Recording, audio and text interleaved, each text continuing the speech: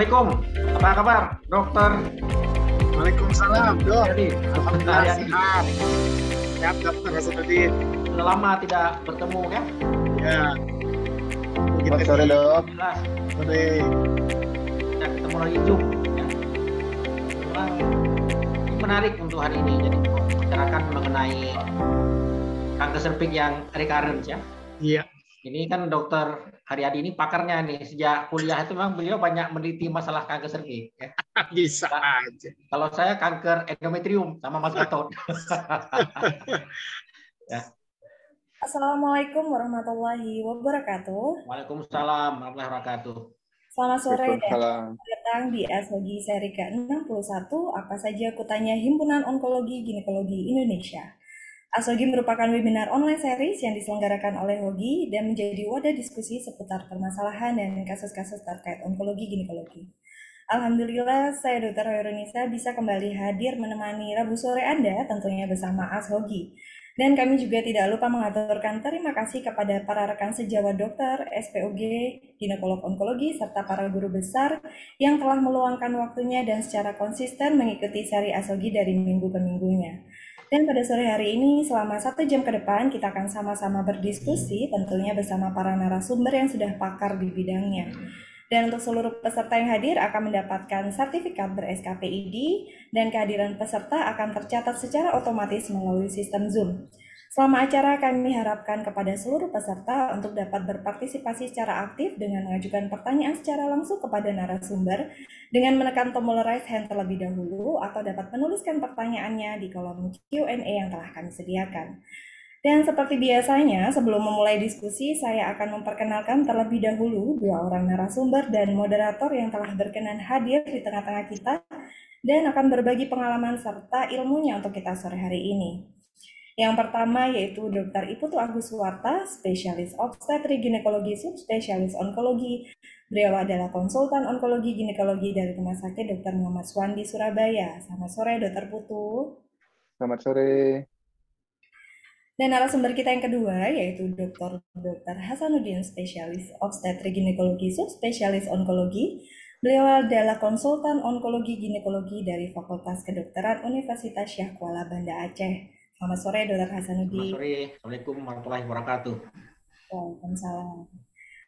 Dan diskusi kita pada sore hari ini akan dipandu oleh moderator. Dan moderator kita sore hari ini adalah Dr. Haryadi Yuseran, spesialis obstetri ginekologi subspesialis onkologi. Beliau adalah konsultan onkologi ginekologi dari Fakultas Kedokteran Universitas Lambung Mangkurat Banjarmasin sekaligus sebagai wakil sekjen HOGI. Selamat sore, Dr. Haryadi. Selamat sore Mbak Nisa. Selamat sore semua. Sore, Dokter. Oke. Baik, dan tentunya masih di bulan Februari, masih dengan topik seputar kanker serviks. Sore ini kita akan mengupas tuntas bagaimanakah penanganan pada kanker serviks yang recurrent.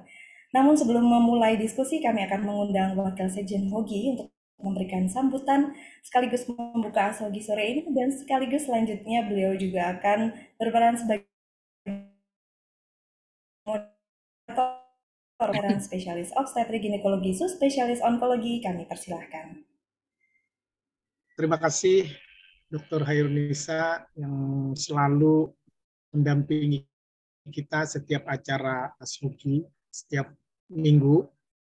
Salam sehat selalu Mbak Nisa. Selamat sore Dr. Iputu Agus Suwarta, subspesialis onkologi dari Rumah Sakit Muardi Surabaya, Dok. Iya, selamat sore, Dok. Selamat sore Dr. Hasanuddin. Ini sahabat saya dari dulu, saya banyak berkecimpung dengan beliau ini. Dokter Haryadi, apa kabar? Dari Kalimantan, Dr. Hasanuddin dari Banda Aceh, luar biasa. Sehat, Dok, ya. Baik, terima kasih Dr. Hairunisa semua. Jadi hari ini kebetulan Ketua HOGI tidak bisa membuka acara, jadi saya sekaligus disuruh jadi moderator untuk mewakili beliau juga membuka acara hari ini. Pada prinsipnya mungkin sudah selalu setiap minggu acara ASHOGI ini kan tujuannya hanya untuk kita berbagi dalam bidang gineko-onkologi khususnya, walaupun itu nanti berkecimpung juga di bidang secara umum, mungkin berhubungan dengan ginekologi umum. Yang hadir di sini mungkin sejawat-sejawat kita, mungkin guru besar, senior saya, dokter, bahkan dokter umum, PPDS yang mungkin hadir di sini. Harapannya dalam diskusi ASHOGI ini apa aja boleh ditanya. Nah, kebetulan kita hari ini ada judul tentang bagaimana penanganan kanker serviks yang recurrent. Nah, judul ini dibuat memang dalam ASHOGI di Februari yang berhubungan dengan serviks. Banyak hal-hal yang jadi pertanyaan dalam kanker recurrent ini. Bagaimana cara menanganinya? Apakah kira-kira curable atau tidak? Ataukah orang yang sudah itu sudah terminal, tidak ada obatnya? Bagaimana mendeteksinya? Ya mungkin nanti konsultan kita ini yang sudah pakar di bidangnya, dua narasumber kita ini bisa berbagi buat kita semua. Mudah-mudahan informasi-informasi yang kita dapat bisa membantu pasien-pasien kita dan kita juga bagaimana menanganinya, apakah sistem rujukan ataupun bisa kita tangani langsung dan kita bisa informasikan juga kepada pasiennya supaya jangan salah kaprah kita dalam menghadapi pasien dan mungkin penanganan juga. Saya kira itu mungkin saya selaku mewakili Ketua HOGI membuka langsung aja acara ini dan sudah diperkenalkan narasumber kita yang di bidangnya onkologi dan sekaligus juga saat ini saya selaku moderator untuk memimpin acara ini. Saya kira itu mudah-mudahan semua sejawat yang bisa berhadir dalam acara webinar ini nanti bisa menanyakan melalui chatting atau boleh bentuk question diketik saja, nanti akan saya tanyakan biar supaya terbuka kita berpikir. Nanti kedua pembicara memberikan sedikit hal-hal yang berhubungan dengan penanganan kanker, khususnya yang terjadinya recurrent. Bagaimana kira-kira diagnosis dan tindakannya. Baik, saya kira untuk pertama tadi sudah diperkenalkan, mungkin ada sedikit materi kecil dibuka wacana untuk peserta. Mungkin yang pertama oleh Dokter Agus Warta, ya, mungkin Dok, Dok. Silahkan mungkin kalau ada paparannya, saya persilakan ya, Dok. Selamat sore, kedengaran nggih suaranya, Dok? Jelas, Dok. Ya, selamat sore. Terima kasih kepada dari PB HOGI untuk undangan dan partisipasi dari saya. Selamat sore, Profesor, senior, dokter yang hadir pada hari ini. Sangat senang ketemu dengan Dr. Haryadi, Dr. Hasanuddin, senior-senior saya. Jadi hari ini kita akan berdiskusi tentang kanker serviks recurrent. Izin untuk share screen, Dok. Silakan, Dok.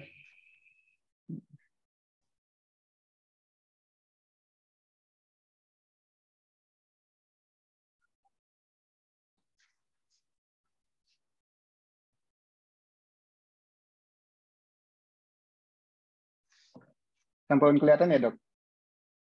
Kelihatan, Dok. Kelihatan. Oke, selamat sore semua. Jelas. Jadi sedikit kita bicara hari ini manajemen pada recurrent kanker serviks. Maaf, Dok, bisa dibantu di slideshow? Ini sudah slideshow ini? Di sebelah kanan bawah, Dokter. Belum ditekan. Ini sudah muncul di layar saya, sudah slideshow.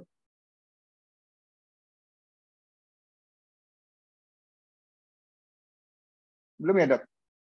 Belum, Dokter. Dokter Haryadi masih mute, Dok.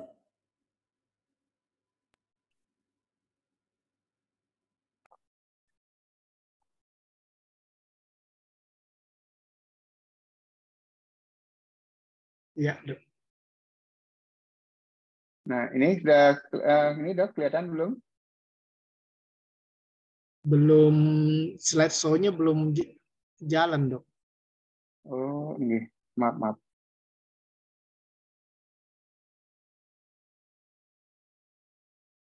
Stop dulu nih, saya stop share dulu ya, Dok nih.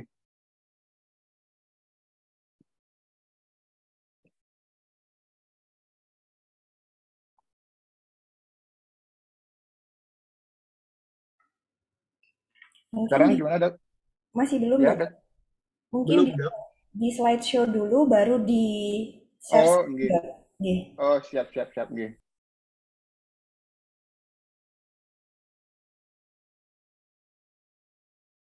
Oh ya, saya share ini dia, Dok ya.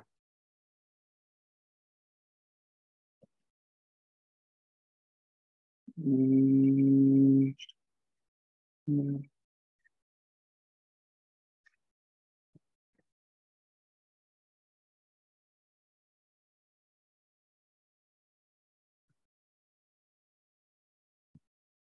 Mungkin tidak apa-apa, Dok.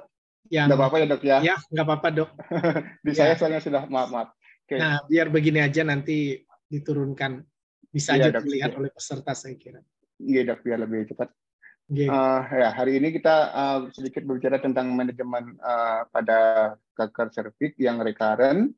Jadi ini outline saya, introduction. Nah, bagaimana seperti yang Dr. Haryadi bilang, bagaimana diagnosis recurrent kanker serviksnya, di mana sih sebenarnya tempat terbanyak dari recurrent itu. Yang ketiga, current manajemennya di kanker serviks bisa di sentral, bisa sentral pelvic yang sudah pernah mendapatkan radiasi, lateral pelvic recurrent yang sebelumnya sudah dapat radiasi, ada isolated di kanker di para-aortic dan distal metastasis. Sedangkan yang ketiga ada emerging, jadi yang kita baru sekarang adalah tentang imunoterapi dan novel terapi apa yang sekarang kita dapatkan yang mengarahnya ke terapi yang lebih personal. Nah, Globokan 2020, kanker serviks itu sudah menempati yang nomor 4 kanker pada wanita setelah breast cancer, kolorektal, dan kanker paru-paru. Sedangkan diestimasi pada Globokan 2020 itu 604.000 kasus baru kanker serviks dan 342.000 yang meninggal. Jadi hampir 50% yang meninggalnya ya. Maaf, Dokter, boleh digeser kursornya biar tampilan slide-nya yang ditampilkan. Ini masih selamat pagi aja, Dok. Oh, maaf, Dok. Stop share.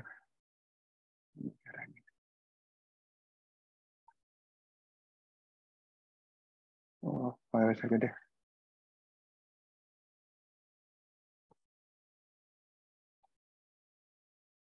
Bentar dulu.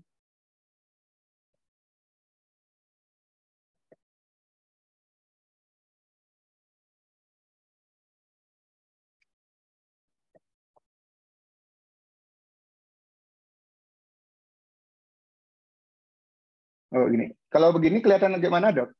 Ya, coba diklik itu, Dok. Sudah? Nggak berubah, Dok. Oh. Nah, kalau gini nggak berubah ya, Dok ya? Nggak berubah juga, Dok. Oh, kenapa ya, Dok ya? Maaf. Mungkin signal saya ya, Dok ya. Maaf. Mohon izin, Dokter Putu, kalau misalkan di klik yang di bawahnya bagaimana ya, Dokter Putu? Tadi dicoba nggak bisa, Dok. Nah, ini sebenarnya sudah slideshow. Kalau yang saya tekan ini dia langsung slideshow, tapi di situ nggak muncul, Dok. Nggak muncul. Iya, maaf. Bentar, saya ini dulu. Atau mungkin mohon izin Dokter Haryadi atau bisa Dokter Hasanuddin dulu Ya. mungkin ya? Mungkin Ya, Dokter Hasanuddin saya aja dulu ya. Sambil filenya saya kirim ke Dokter Heronisa ya, boleh ya, Mbak? Boleh, Dok, ya. boleh. Mungkin Dokter Hasanuddin dulu ya, biar kita tidak terbuang waktunya. Nanti biar garis besarnya supaya ada wacana dulu. Mungkin di stop screen dulu, Dokter Putu. Sampun, Dok. Ya, stop share ya. Baik, jadi sesuai dengan topik diskusi kita pada sore hari ini adalah tentang kanker serviks residif ya. Jadi memang sangat menarik untuk kita diskusikan karena kasus residif ini ternyata cukup banyak ya. Walaupun sebetulnya di tempat saya di Aceh ini kasus kanker serviks memang tidak sebanyak di provinsi lain ya. Tetapi sesuai dengan teori memang kebanyakan yang ada di sini juga merupakan kanker serviks stadium lanjut ya. Jadi stadium 3 dan 4. Nah, beruntungnya saya di sini karena kita belum memiliki radiasi, ya. Jadi untuk terapi pada pasien-pasien dengan kanker serviks stadium lanjut itu kita rujuk ke Medan untuk dilakukan radioterapi di sana, ya, kemoradiasi, dan itu menjadi tugas teman-teman kita dari Medan. Kemudian kita di sini hanya melakukan terapi pada kanker serviks yang stadium awal, stadium 1 dan 2, dan kita lakukan seperti biasa sesuai dengan SOP, ya, kita lakukan histerektomi radikal, ya, dan memang alhamdulillah banyak sembuh. Namun akhir-akhir ini terdapat 10-20% pada kasus kanker serviks stadium awal itu juga ternyata recurrent, ya. Nah, cuma karena kita dapatkan ini pada stadium awal, rekarensinya walaupun hanya 10-20%, itu berarti karena sebelumnya sudah kita lakukan histerektomi radikal, maka terapi berikutnya ini biasanya dilakukan kemoradiasi. Akhirnya kita rujuk juga ke Medan. Kemudian pasien-pasien yang sudah stadium lanjut, setelah mendapatkan kemoradiasi di Medan, mereka balik ke Aceh, tetap kita lakukan semacam follow up ketat, ya, dalam 2 tahun sekali kontrol selama 3 bulan, kita melakukan tekanan fisik, kemudian juga kita melakukan histologi pada vagina, ya. Kita memang jarang melakukan tumor marker, ya, seperti karsinoma embryonik antigen, ya, atau seperti squamous cell karsinoma antigen, itu agak jarang di sini. Namun dengan histologi vagina ini juga bisa mendeteksi adanya rekarensi pada kasus-kasus kanker serviks yang stadium lanjut, ya. Namun pengalaman kita memang sampai saat ini memang kasus kekambuhan itu merupakan juga masalah yang sulit, ya, karena mereka biasanya terapi berikutnya ini kadang-kadang kurang efektif, dan sering sekali mereka mulai muncul dalam 2-3 tahun setelah dia katakan dia ini sembuh. Dan kalau kita lihat dari literatur, memang kita belum sangat sedikit sekali dan clinical trial yang memberikan petunjuk tentang penanganan kanker serviks yang sifatnya recurrent, ya. Termasuk misalnya pada kasus-kasus yang sudah berat, ya, barangkali perlu dilakukan pelvic eksenterasi, apakah itu eksenterasi anterior atau eksenterasi posterior, namun kita belum pernah melakukan itu, ya. Yang terakhir barangkali juga perlu kita ingat bahwa saat ini kita masih untuk kasus-kasus kanker serviks stadium lanjut yang recurrent, kita lebih fokus pada bagaimana melakukan terapi suportif, ya. Artinya kita dengan melakukan memperbaiki kualitas hidup pada pasien-pasien itu, ya. Barangkali itu sedikit pembukaan saya. Terima kasih, Dr. Haryadi. Terima kasih, Dr. Hasanuddin. Sebagai wacana tadi bahwa saya kira langsung saja. Ya, Dok. Kita tidak mau waktu, saya persilakan. Nah, ini jelas, Dokter. Silakan, Dok. Ya, Dok. Ya, outline-nya sudah. Saya lanjutkan ya, Dok. Ya, next.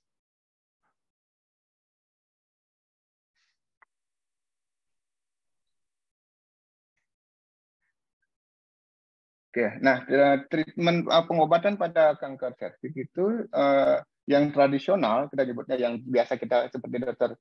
Hasanuddin sampaikan tadi adalah surgery, radical hysterektomi, ada radioterapi dan concurrent kemoradiasi, di mana recurrent rate-nya disampaikan bisa sampai 25-61% setelah primary treatment. Ini tergantung stadium yang datangnya. Nah, bagaimana kita mendiagnosis dari recurrent cervical cancer? Itu adalah yang pertama tentu semua bisa, ya. Kita melakukan namanya clinical examination, pemeriksaan klinis untuk tahu apakah sebenarnya yang penting itu adalah mencari site dari recurrent-nya. Apakah dia sentral, apakah lateral, apakah dia diffuse. Yang paling gampang misalnya kita lihat ada pelvic fibrosis. Jadi kalau kita VT sebelah kiri atau sebelah kanan itu dia kaku, nah itu kemungkinan adalah dia recurrent di daerah sampai ke pelvic wall. Atau yang nampak misalnya triad trouble, jadi ada 3, ada hydronephrosis, ada leg edema, ada sciatic pain, nah itu kemungkinan dia sudah recurrent sampai ke pelvic side wall. Nah, apa yang bisa kita lakukan? Yang pertama biopsi untuk mencari misalnya nodul, MRI, dan PET-CT. Next. Nah, goal terapinya apa kalau kita untuk terapi recurrent? Itu adalah untuk mencapai di mana prolong disease-free survival dan dengan minimal morbiditasnya. Jadi bagaimana kita bisa mendapatkan disease-free survival yang cukup bulannya dan mengurangi minimal mungkin adanya kesakitan atau morbiditas. Next. Nah, site-nya ada beberapa tempat site dari recurrent itu bisa di pelvic ya. Misalnya yang termasuk itu di sentral. Nah, sentral itu di mana? Misalnya di retain cervix, di vagina, di vaginal cup. Nah, itu disebut sebagai central recurrent. Bisa yang bisa menginvasi ke anterior, misalnya ke bladder dan ke rectum atau sampai ke parametrium. Yang paling susah adalah sampai ke pelvic side wall. Yang berikut adalah extra pelvic recurrent. Next. Nah, ini ada juga yang membagi seperti ini, ada di lokal, jadi atau central pelvic, ada regional, bisa ke anterior, invasinya ke bladder, uretra, posterior, ke rectum, sphincter, ke lateral sampai ke lymphnode pelvic dan distant. Jadi yang paling sering itu adalah di para aortic, supradiaphragma nodus, dan di liver dan paru-paru. Next. Nah, ini site-site yang kira-kira yang paling sering. Jadi yang kita lihat adalah di vagina kira-kira 14%, di uterine, jadi di rectum 10%, basic lymph node 25%, para aortic yang banyak 16%. Nah, di paru-paru itu 11%. Itulah daerah-daerah di mana yang paling sering site daripada recurrent-nya. Next. Nah, sebenarnya manajemen dari recurrent kanker cervix ini adalah tergantung sangat penting adalah dari apa terapi yang awal dari kanker cervixnya dan di mana letak atau recurrent-nya. Modalnya itu yang kita perhatikan. Next. Nah, misalnya contohnya ada central atau lateral pelvic recurrent, di mana pasien awalnya hanya dapat terapi radikal histerektomi tanpa mendapatkan treatment ajudan radiasi. Nah, yang paling pilihannya adalah dilakukan radiasi atau concurrent chemoradiation. Nah, dengan pipe survival years-nya sekitar 6-77%, dan salah satu studi menyampaikan bahwa disease-free survival-nya kira-kira 54%. Jadi, kalau ada pasien dengan central atau lateral pelvic recurrent, dia hanya mendapatkan radikal hysterektomi tanpa radiasi, jadi pilihannya adalah radiasi dengan chemoradiation. Next. Kalau central pelvic recurrent pada pasien yang sebelumnya mendapatkan radiasi, apa yang dilakukan? Tradisionalnya pilihan yang terawal adalah dengan pelvic esenterasi. Nah, jadi itu pilihan yang pertamanya. Nah, yang zaman dulu tradisional kita nyebutnya sebagai radiasi esenterasi anterior, esenterasi posterior, dan total esenteration. Nah, yang baru kita membaginya tipe 1, tipe 2, dan tipe 3. Itu tergantung dari musculus levator yang diambil. Jadi kalau supralevator itu tipe 1, infralevator tipe 2, dan kalau kita dengan pupektomi itu dianggap sebagai tipe 3. Nah, ini pelvic esenteration, yield-nya malah sampai 20-42%. Next. Nah, ternyata ada juga pilihan lain selain pelvic esenterasi. Nah, kapan dilakukan? Apa yang dilakukan? Bisa radikal hysterektomi ternyata. Walaupun memang ada banyak studi yang menyampaikan ada banyak morbiditasnya. Tapi kalau dipilih kasusnya ada dengan syarat misalnya dengan kasus-kasus yang recurrent di sentral dengan ukuran mesh-nya kurang dari 2 cm. Ternyata itu bisa juga pilihan dengan radikal hysterektomi. Next. Nah, pasien dengan recurrent di cervix yang sentral itu ada satu operasi yang kita dengar dengan LEER, ya, laterally extended endopelvic resection. Ini salah satu pilihan tetap seperti tadi. Pilihannya adalah kalau pada kasus-kasus diameternya kurang lebih 2 cm sampai 4 cm itu dengan survival rate-nya sampai 62-55%. Jadi, izin dok, saya belum pernah melakukan ini hanya tahu sampai lateral extended parametrectomy. Next. Nah, bagaimana kalau terjadi recurrent isolated para-aortic? Nah, insidennya sekitar 2-12%. Yang data yang disampaikan bahwa yang pilihannya adalah concurrent chemoradiation. Itu pilihan yang untuk pasien-pasien dengan isolated para-aortic yang recurrent. Jadi dengan 5 survival years-nya sampai 51%. Next. Nah, kalau distant recurrent dan local regional recurrent yang tidak layak untuk dilakukan surgery atau radioterapi, pilihannya memang hanya kemoterapi paliatif. Jadi yang kemo apa yang dipilih adalah cisplatin base, jadi cisplatin base. Next. Nah, ini kira-kira gambaran yang gampangnya. Kalau recurrent-nya sentral, pilihannya adalah pelvic acceleration dengan outcome-nya 30-60% per years-nya. Kalau recurrent setelah surgery itu kemoterapi atau radioterapi. Kalau distant metastasis pilihannya adalah cisplatin based kemoterapi. Next. Nah, apa sih yang baru untuk imunoterapi? Ya, jadi yang mungkin sekarang sudah ini approved by FDA adalah dengan pembrolizumab. Jadi ini adalah anti PD1 monoklonal antibody yang saat ini sudah di-approve oleh FDA untuk pengobatan pada recurrent dan metastatic cervical cancer. Ya, next. Nah, ini ada penelitian phase 2 pada Keynote 158, pasien yang sebelumnya sebagai advanced cervical cancer mendapatkan 200 mg pembrolizumab setiap 3 minggu selama 2 tahun. Itu ternyata responnya lumayan bagus ya. Jadi sekitar original ORR-nya 17,1% pada yang PD ligan satunya positif dan 0% pada PD yang L1-nya negatif. Jadi ada pilihan imunoterapi sekarang untuk pasien-pasien yang recurrent cervical cancer. Next. Ada juga yang penelitian Keynote 826. Jadi itu di jurnal English Journal itu pemberian penggabungan antara paclitaxel, carboplatin dengan pemberian pembrolizumab. Jadi ada sekarang pilihan lain untuk pengobatan. Jadi tidak lagi seperti dulu bahwa sudah recurrent, sudah seperti tidak no hope. Sekarang kita sudah ada pilihan lain untuk pengobatan recurrent-nya. Okay. Next. Ada juga yang baslilimab itu juga sama bisa untuk imunoterapi. Next.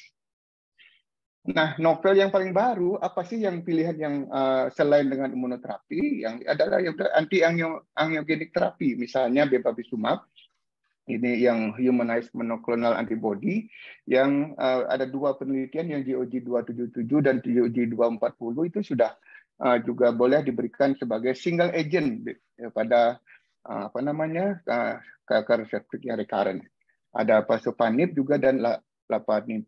Ya, jadi dua-duanya bisa diberikan pada cervical cancer sebagai anti-angiogenic terapi. Jadi lumayan banyak kita yang bisa lakukan pilihan. Ya, next. Ada juga yang sekarang kita berikan adalah PARP inhibitor. Jadi yang kita tahu bahwa PARP ini adalah intraseluler untuk repair pada single strand DNA break. Dia ada 2 studi, GOG dan Energy Oncology itu. Jadi pembelian Felivarib yang dikombinasi dengan paclitaxel carboplatin itu ternyata dengan median free survival-nya 6,2 bulan ya. Yuk, next. Juga rucaparib dikombinasi dengan bevacizumab diberikan juga pada persistent cervical cancer. Next. Juga yang berikutnya adalah novel terapi dengan immune checkpoint inhibitor. Jadi salah satunya adalah dengan anti-programic cell death PD1 dan anti-cytotoxic T lymphocyte associated antigen 4 CTLA4. Next.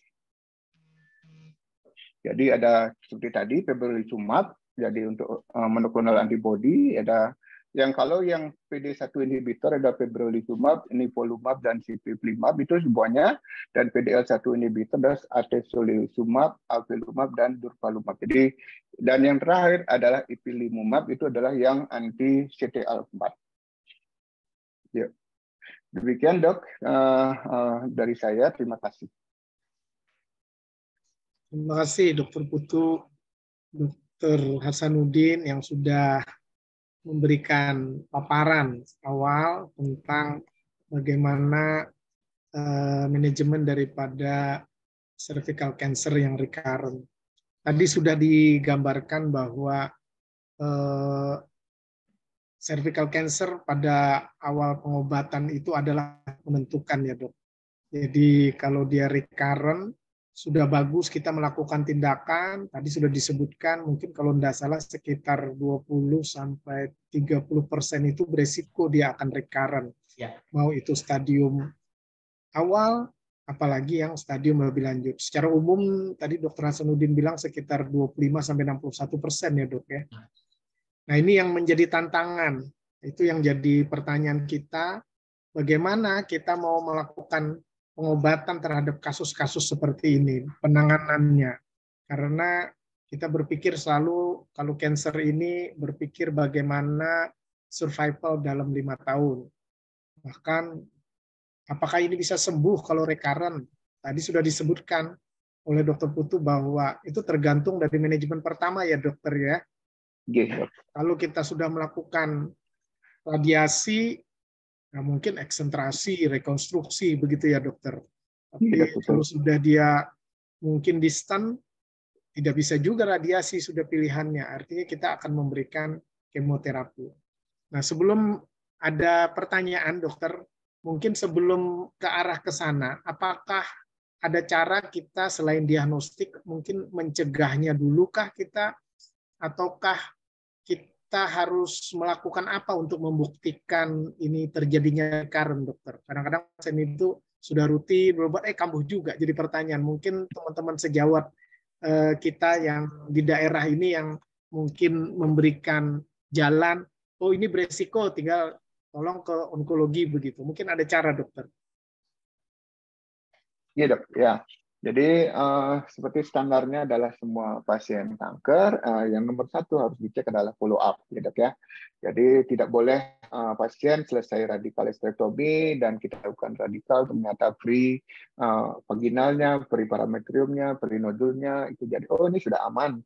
Jadi tanpa mengingatkan pasien untuk selalu follow up yang setiap 3 bulan, setiap setiap 3 bulan selama 2 tahun, setiap 6 bulan sampai setiap tahun. Yang pertama itu. Yang kedua, kalau sudah mulai ada tanda-tanda gejala-gejala, misalnya sudah mulai ada keputihan yang banyak, mulai berbau, terus yang kedua ada gangguan kencing, seperti yang saya bilang tadi, ada triad dari keluhan, misalnya mulai ada hidronephrosis, yang ketiga, mulai ada kok kaki saya yang dulu tidak bengkak, sekarang mulai bengkak. Nah, terus yang ketiga, jadi ada nyeri yang berlebihan di pelvic. Itu adalah mulai tanda-tanda kita harus curiga. Kemungkinan ini mengarah ke recurrent, gitu ya. Selain tentu ada pemeriksaan standar, jangan lupa untuk melakukan spekulo setiap pasien datang. Seringkali dokternya malas untuk spekulo ya. Padahal salah satu yang paling gampang dilakukan misalnya pada kanker serviks kalau dia central recurrent itu adalah dengan melihat di tungkul serviknya dia ada dengan spekulo. Spekulo saja itu sudah bisa lihat. Jadi bukan pap smear loh dok. Jadi dilakukan spekulo saja. Nah setelah dari situ baru kita lakukan VT. Nah, seperti yang kita bilang kalau ada kesannya fit dan fibrosis, nah itu adalah juga tanda awal kemungkinan dari mulai tanda-tanda awal recurrent. Nah setelah itu baru dilakukan pemeriksaan sederhana misalnya USG dan bisa juga melakukan kalau yang baik misalnya punya CT scan seperti itu dok. Enggak Dr. Hasanuddin mungkin menambahkan. Ya, saya setuju ya. Jadi memang kebanyakan ya pasien-pasien yang recurrent ya, mereka memang tidak melakukan kontrol secara teratur. Ini jelas ya. Jadi saya setuju sebutkan oleh Dr. Putu. Jadi ada namanya yang disebut dengan survei post terapi ya. Jadi atau follow up yang teratur, misalnya 3 bulan sekali dalam 2 tahun pertama, ya, kemudian 6 bulan sekali dalam 5 tahun berikutnya, ya. Karena apa? Dari literatur disebutkan 70% pasien kanker serviks recurrent itu dalam waktu 3 tahun. Ya, dari waktu 3 tahun 5% itu akan recurrent. Lalu pada saat dia melakukan kontrol itu kita selalu memeriksa seperti yang dikatakan oleh Dr. Putu tadi ya, seperti kita melihat pemeriksaan penyakitnya bagaimana kan, peran fisik, pemeriksaan dalam, kemudian inspeksi pap smear, bahkan di beberapa tempat di center lain mereka juga melakukan serum tumor marker, walaupun ini masih kontroversial ya, seperti melakukan squamous cell carcinoma antigen, ya, carcinoma embryonic antigen, ya, itu barangkali juga membantu untuk mendeteksi adanya penyebaran di tempat yang jauh. Saya rasa termasuk pemeriksaan sitokin vagina juga barangkali juga perlu rutin dilakukan pas mereka melakukan kontrol 3 bulan sekali dalam waktu 2 tahun atau 16 kali dalam waktu 5 tahun. Barangkali itu Dr. Haryadi. Terima kasih. Baik, terima kasih Dr. Hasudin, Dr. Putu. Nah, ini kita sharing tentang kondisi yang sering sesudah dilakukan tindakan definitif daripada cervical cancer, baik itu dia dilakukan operasi, radiasi atau kemo, dan memang ada yang remisi bagus dia, habis itu pulang tanpa kontrol ya tadi. Nah, kadang-kadang di daerah ini sejawat-sejawat kita juga mohon bantuannya dan perlu kita berdiskusi di sini untuk menentukan awal daripada recurrent itu, karena pengobatannya ini menentukan sekali untuk kedepannya, baik itu kita bisa menyampaikan informasi kepada pasien, atau kadang-kadang pasien itu terlalu jauh, dia nggak mau dikirim dulu, kecuali kondisinya sudah terlihat jelas kakinya udem begitu. Jadi tidak selalu juga keputihan. Nah ini mungkin yang jadi kendala. Harapannya kan di tempat-tempat teman sejawat kita yang objin umum, nanti kalau dengar CR cervix, udah kontrolnya di sentral cancer aja di kota begitulah, karena pasiennya jauh-jauh ini. Ya mungkin perlu kalau memang kondisinya bagus kan tetap ditangani dulu supaya tidak membuat terlalu cost yang tinggi kepada pasien dan keluarganya. Baik, saya kira itu. Nah mungkin setelah kita menanjak kepada diagnostik, lalu pertanyaannya kalau pasien ini terjadi kekambuhan. Nah, kadang-kadang sejawat kan juga pasien nggak mau dikirim. Nah, itu diapakan? Kalau tadi sudah dijelaskan bahwa dari pembicara mungkin terapinya tergantung dari yang pertama, operasi sebelumnya. terapi awal. Apa yang dilakukan? Sehingga yang kedua ini, apakah ini kuratif juga? Apakah ini hanya selalu jadi paliatif? Ataukah memang hanya manajemen nyeri? Apalagi kalau kita berpikir tadi seperti target terapi ya. Nah, mungkin kita ulas kembali, kalau kasus-kasus yang sudah terbukti recurrent, teman-teman kita di daerah, mungkin apa yang dilakukannya? Mungkin. Silakan Dr. Putu dulu mungkin, Dok. Iya, Dok. Ya. Kalau sekarang sudah terbukti recurrent gitu ya. Nah, pertama untuk diagnosis, jadi kalau misalnya ada nodul seperti yang sederhana, bisa dilakukan biopsi dulu, Dok, untuk menentukan apa ini betul recurrent apa tidak. Yang kedua, anamnesis yang baik, seperti untuk tahu modal awalnya apa. Kira-kira ini riwayatnya dulu apa dia? Apakah radioterapi saja, apakah bukan radikal hysterektomi saja, atau radikal hysterektomi dan mendapatkan adjuvan chemoradiation. Yang ketiga, setelah seperti itu, maka menentukan langkahnya adalah menentukan dia apakah dia central recurrent, apakah dia ada tanda-tanda ke arah peripheral atau lateral recurrent, atau ke arah yang distant recurrent. Nah, itu bisa dilakukan diagnosis seperti itu. Jadi, memang kalau untuk di daerah yang sudah ada tanda-tanda recurrent, memang manajemennya mungkin nggak bisa di onkologi, harus ke onkologi untuk menentukan apakah ini ke arah kuratif atau ke arah paliatif. Tapi SPOG umum juga bisa menjelaskan bahwa tidak mesti harus selalu ke arah paliatif. Maaf. Jadi kalau misalnya yang central recurrent dan cepat ditemukan, jadi massnya masih 2 cm, itu masih ada pilihan. Nah, untuk misalnya radikal hysterektomi atau dengan eksenterasi. Jadi tidak mesti harus dilakukan paliatif. Yang kedua, kalau misalnya yang jauh, yang bisa diberikan kan sudah di-approve dengan PARP inhibitor. Kalau misalnya pasiennya mampu, mungkin ada pilihan bahwa pemberiannya PARP inhibitor kan bisa oral, Dok. Jadi bisa dilakukan oleh dengan KIE yang baik untuk dengan efek samping dari PARP inhibitor. Jadi seperti itu, Dok. Baik, terima kasih. Mungkin Dr. Hasanuddin ada menambahkan. Ya, memang kalau kita lihat ya, rekarensi pankreas cervix itu tidak hanya pada stadium lanjut, tapi juga dapat jadi pada stadium awal. Ya. Hanya saja pada stadium awal, ya, kalau dia recurrent itu angka tahanan hidupnya itu masih tinggi, ya, antara 90 sampai 100%. Artinya kita masih bisa untuk terapi. Namun kalau dia stadium lanjut, kalau dia terjadi rekarensi, itu angka bertahan 5 tahun itu hanya 3 sampai 13%.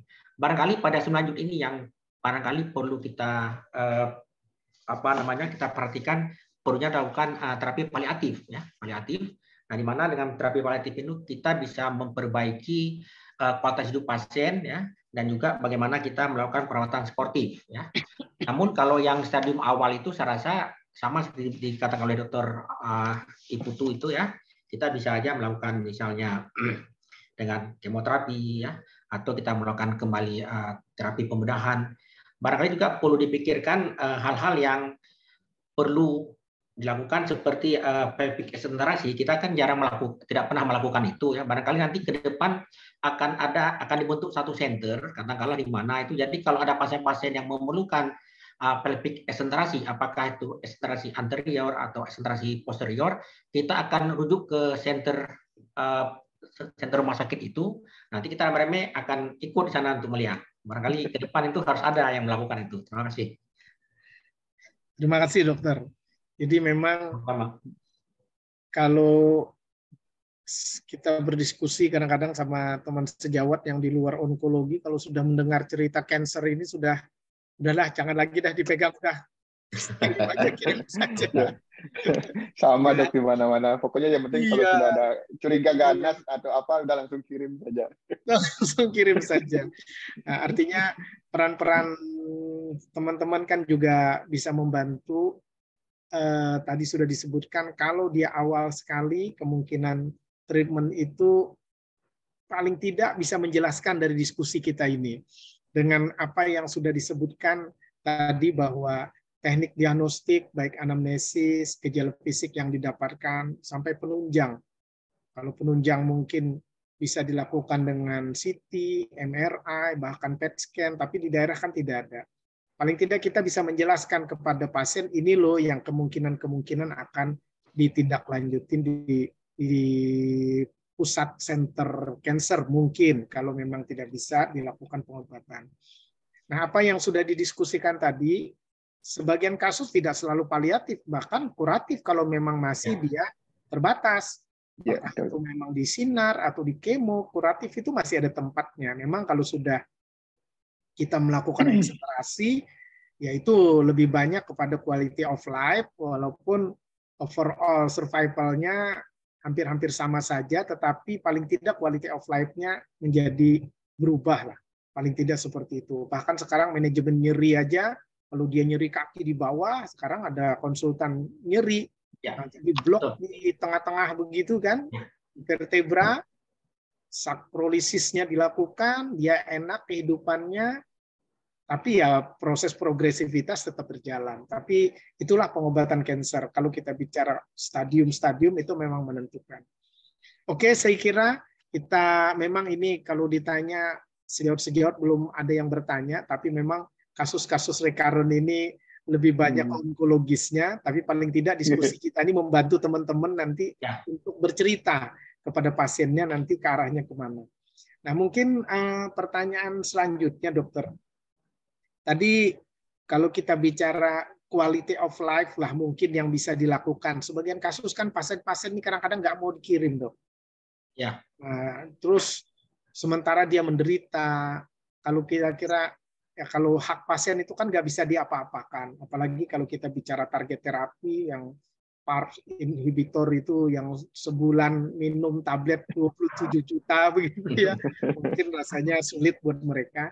Manajemen apa yang mungkin pada recurrent yang dalam tanda petik bahwa ini bukan suatu tadi suportif yang disebutkan Dr. Hasanuddin yang bisa membantu quality of life. Tapi pada dasarnya kan bukan treatment ya, bukan kuratif. mungkin apa yang bisa dilakukan teman-teman di daerah selain membujuk dengan alasan diskusi kita tadi? Silakan, Dok. Ya, terima kasih, Dok. Jadi kalau kita seperti yang sampai bilang tadi bahwa kira-kira modal dasarnya apa ya. Jadi untuk kalau misalnya sudah mulai ada leg edema, ada hidronephrosis, yang bisa dilakukan adalah untuk suportif. Harusnya kalau misalnya di daerah sudah ada tanda-tanda hidronephrosis, berarti ada penekanan di pos renal, di ureter, itu bisa dilakukan misalnya PNS ya. Jadi tidak harus dilakukan misalnya HD, karena dengan PNS diharapkan urinnya dia membaik, dia bisa pasiennya lebih nyaman hidupnya, seperti Dr. Haryadi bilang, quality of life-nya bisa baik gitu ya. Yang kedua, kalau dari leg edema, misalnya kalau bisa lakukan bebat tekan saja pada kakinya atau kakinya dinaikkan, itu harapannya leg edemanya bisa berkurang banyak. Yang ketiga, misalnya kalau pada pain, nah ini penanganan nyerinya adalah seringkali itu adalah nyeri kanker, itu adalah nyeri yang memang perlu penanganan khusus ya. Dalam artian, kalau misalnya ada teman-teman yang sudah bisa untuk konsultan nyeri, kita bisa harapkan paling tidak dia bisa pasiennya nyaman tanpa nyeri. Karena salah satu yang terbesar keluhan pasien kanker, apalagi yang recurrent, itulah nyeri. Jadi bagaimana kita bisa menangani penanganan untuk nyerinya ini. Pengobatannya tidak mesti harus dengan konsultan nyeri, yang seperti kita bilang bisa dengan kopar, yang ingat sekali waktu saya sekolah itu diberikan ya, kodein, paracetamol, dan amitriptilin, itu juga diberikan untuk pasien-pasien untuk mengurangi rasa nyerinya. Yang kedua, kalau dengan diberikan amitriptilin itu mengurangi juga rasa cemasnya. Jadi harapannya dia adalah quality of life-nya juga akan membaik. Jadi kalau kita sifatnya itu dalam, kalau paliatif adalah mencari keluhan-keluhan yang mungkin bisa di manageable selain dari pengobatan kankernya yang mungkin terbatas di daerah. Demikian, Dok. Terima kasih. Ya, terima kasih, Dokter. Mungkin Dokter Hasanuddin bisa menambahkan, Dok. Ya, terima kasih, Dr. Haryadi. Jadi seperti biasanya di rumah sakit kan sudah ada tim onkologi ya, yang situ ada dari radiasi, dari penyakit dalam, ya, kemudian dari urologi, itu kan ada timnya, termasuk dari dari saraf. Jadi kita bisa bekerja dengan tim, ya. Kita misalnya kalau yang perlu cuci darah, tentunya kita akan lakukan HD ya. Tapi pengalaman saya, pasien-pasien yang recurrence, yang sebelumnya misalnya mendapatkan histerektomi ya, atau radikal, ataupun misalnya sebelumnya pernah dilakukan kemoradiasi ya, setelah 2-3 tahun dia kambuh, kadang-kadang pemberian kemoterapi dengan full dose itu membantu kalau pasien memang tidak mau dirujuk, ya, membantu. Kemudian sebetulnya ada juga yang menarik, saya lihat tadi yang disampaikan oleh Dr. Putu ya, bahwa sebenarnya untuk recurrent ini ya, untuk kanker serviks recurrent ini sangat penting adalah bagaimana kita mampu mendiagnosa kekambuhan ini secara dini. Karena semakin dini kita temukan kekambuhan itu, tentunya kita semakin mudah untuk menanganinya. Ya. Jadi salah satu yang penting, barangkali simple tapi jarang dilakukan adalah pada saat mereka kontrol 3 bulan sekali, kadang-kadang kita tidak melakukan pemeriksaan spekulo, padahal itu yang paling gampang. Ya. Dan ini juga erat kaitannya dengan kasus-kasus kanker serviks yang hampir selalu ditemukan pada stadium lanjut ya. Ini ada Mak Topan ini. Beliau sangat gencar melakukan screening untuk mendapatkan kanker serviks pada dini ya. Tetapi dari tahun ke tahun angka kejadian kanker serviks stadium lanjut tetap 70-50% ya. Ini pasti ada ininya, ada rahasianya. Kenapa bisa seperti itu ya? Ternyata ya, kalau kita lihat kenapa masih banyak kanker serviks ditemukan pada stadium lanjut?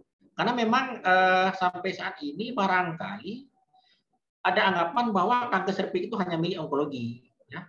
Seharusnya teman-teman yang bukan onkologi pun, baik itu dari endokrin, dari urologi, macam itu juga mereka melakukan juga pemeriksaan dalam dan pemeriksaan spekulo. Ya. Cuma kalau pengalaman kita lihat teman-teman di daerah, di mana pasiennya dalam satu malam bisa sampai 100, ya, jadi mereka begitu USG, perdarahan perpagina, mereka udah puas, udah nggak lagi periksa dalam atau spekulo ya, sehingga banyak kasus yang miss ya. Jadi barangkali itu salah satu yang penting ya, perlunya kita merasa bahwa kanker serviks itu milik kita semua, termasuk milik dokter umum. Jadi kalau pasien datang, jangan segan-segan untuk melakukan pemeriksaan alam dan melakukan inspeksi dulu. Dengan cara gitu barangkali kita mampu menurunkan atau menemukan kanker serviks ini pada stadium awal. Ya. Ini tidak berubah, tetap 5% ditemukan pada stadium lanjut. Kemudian kanker serviks yang recurrent kebanyakan kita temunya udah telat. Problem pertama, pasien tidak kontrol, setelah disuruh kontrol 3 bulan sekali, tapi datangnya 6 bulan sekali atau setahun sekali karena merasa dia sudah sembuh. Baru datang lagi setelah mulai bengkak kaki, ya seperti dikatakan oleh dokter Putu itu, ya sudah mulai kencingnya berdarah, nah, dia datang lagi, ternyata recurrent-nya itu sudah hampir 1 tahun. Nah di sini langsung paliatif dia. Kita memang tidak punya banyak pilihan pada pasien seperti ini. Barangkali itu, Dokter Haryadi. Terima kasih. Baik, terima kasih dokter. Jadi memang kalau sudah pasien tidak mau dikirim ini kan yang repot, yang kita memikirkan. Akhirnya teman-teman di daerah juga bingung juga. Tadi sudah disebutkan beberapa faktor, mungkin bisa ditreatment sendiri seperti dokter Putu bilang, anti cemas apa segala, paling tidak itu sebagai suportif, baik itu paliatif dengan pemberian analgetik dari level yang berbeda. Bahkan tadi dokter Hasanuddin bilang juga, kita bekerja sama dengan bagian lain. Kalau ada hidronefrosis, ternyata kita punya urologi di sana, kan masih bisa kita membuat bagaimana quality of life dia lebih baik, mengurangi nyeri, kemungkinan kegagalan ginjal juga menurun, walaupun terapi primernya itu tidak bisa dilanjutkan karena alasan macam-macam. Oke, saya kira mungkin satu pertanyaan lagi kita, karena ini mungkin agak, biasanya saya mengerti betul, kadang-kadang membingungkan kalau kasus-kasus sudah cancer. Kita bisa nggak ya dokter memprediksi, mungkin kalau sejawat kita juga mempunyai pasien, oh setelah histerektomi radikal, ini dianggap remisi, faktor-faktor apa ya yang kita harus hati-hati gitu, ini bakalan recurrent-nya lebih tinggi ini orang ini dibandingkan dengan yang lain selain stadium lah. Mungkin ada dokter, saya persilakan dok. Ya, saya dulu ya dok.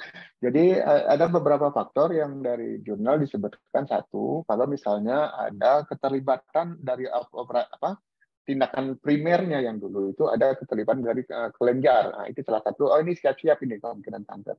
Yang kedua, kalau dia jenis selnya, kalau yang adenokarsinoma itu lebih potensial untuk terjadinya recurrent dibandingkan yang squamous. Nah, seperti itu ya. Jadi yang ketiga, kalau ada keterlibatan vagina, jadi ada keterlibatan vagina, jadi harus siap-siap ada kemungkinan ke arah recurrent yang lebih besar. Jadi kalau ada tanda-tanda seperti itu, maka mungkin kontrolnya harus lebih ketat, gitu ya, untuk seperti yang Dr. Hasanuddin bilang, kita menemukan lebih awal.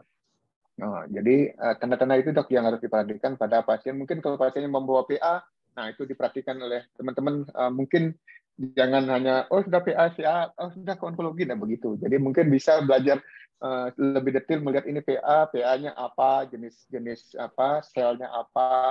Yang kemarin itu waktu operasi radikal misalnya, ada nggak nodulnya yang positif, ada nggak kelibatan ke parametriumnya yang positif, ada nggak keterlibatan vagina. Nah itu pasiennya harus dicek, karena kan itu bisa dilihat di laporan operasinya. Jadi seperti itu dok. Jadi kalau ada yang lebih mungkin untuk recurrent, misalnya pada ini pasiennya ternyata adenokarsinoma, ini siap-siap ini mungkin, atau tipe yang clear cell misalnya.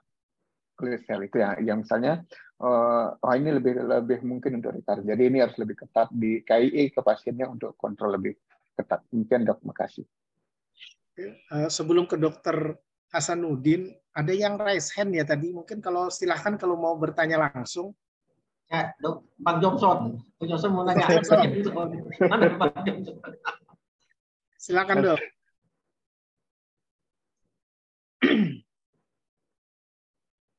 Ya, itu sudah angkat tangan. Silakan dok. Sering kali itu.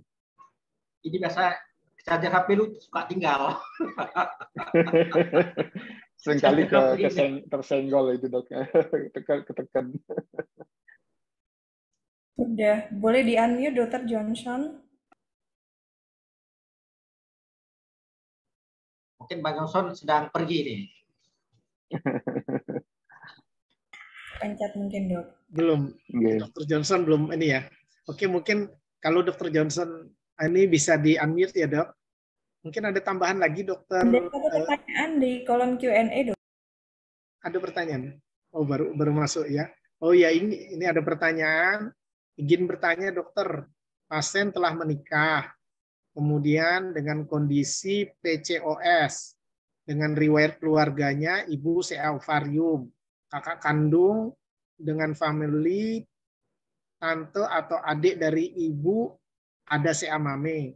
Apakah ada kecenderungan untuk CA ovarium juga? Kapan perlu pemeriksaan dini dan pasien apa dan pemeriksaan apa yang perlu dilakukan? Ini kebetulan pasien menikah, Dokter, tapi keluarganya mempunyai riwayat CA ovarium dan CA mame. Nah, mungkin pertanyaannya memang cerita CA ovarium. Mungkin tidak apa-apa, Dok, bisa dibantu jawabannya. Silakan, Dok. Monggo, Dr. Hasanuddin dulu. Ya, baik. 2 menit ya, Dok. Kebetulan waktu kita sudah. Ya, baik. Ya, Dok. Jadi memang ada sebagian kanker yang ada riwayat keluarga ya, yang disebut dengan sindrom link 1 atau link 2. Misalnya ibunya dengan kanker payudara, kemungkinan dia akan jadi kanker ovarium, itu tetap ada ya. Jadi salah satunya adalah dengan pemeriksaan. Misalnya dia memeriksa BRCA1, BRCA2 untuk melihat apakah dia punya potensi kanker payudara. Kemudian untuk kanker ovarium sendiri barangkali dia perlu teratur dengan USG ya, dengan pemeriksaan tumor marker, apakah dengan CA125, CA124 ya. Jadi bisa dilakukan pemeriksaan untuk screening ya. Namun kalau untuk kanker serviks tentunya tidak ada hubungannya dengan riwayat orang tua punya kanker payudara atau kanker prostat. Kalau kanker serviks itu diketahui bahwa 96% itu penyebabnya karena virus, yang disebutkan dengan virus HPV.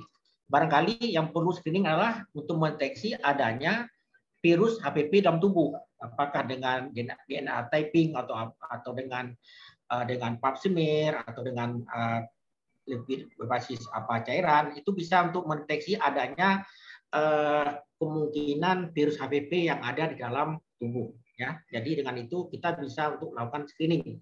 Barangkali itu. Terima kasih. Baik, saya kira terima kasih Dr. Hasanuddin. Sama-sama. Saya kira karena keterbatasan waktu ya, Dok, kita cuma waktu 1 jam.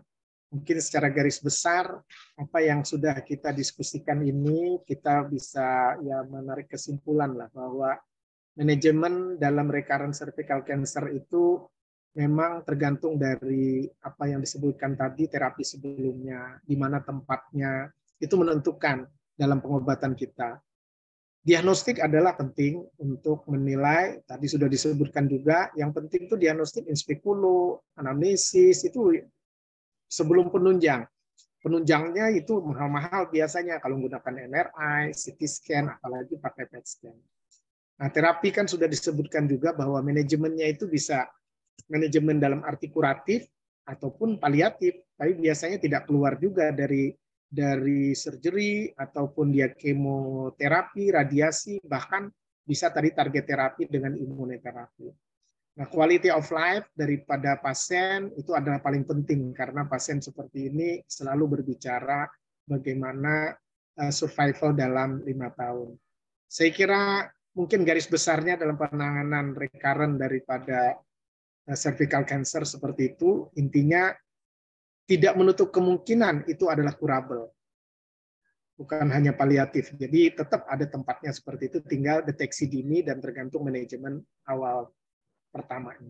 Saya kira itu mungkin dari saya selaku moderator. Terima kasih kepada kedua pembicara, Dr. Putu, Dr. Hasanuddin. Salam sehat selalu. Mudah-mudahan semua kita bisa memberikan bekal buat kita semua, saya secara pribadi dan teman-teman seluruh peserta yang ada di sini. Terima kasih. Salam sehat selalu. Saya kembalikan kepada moderator, pada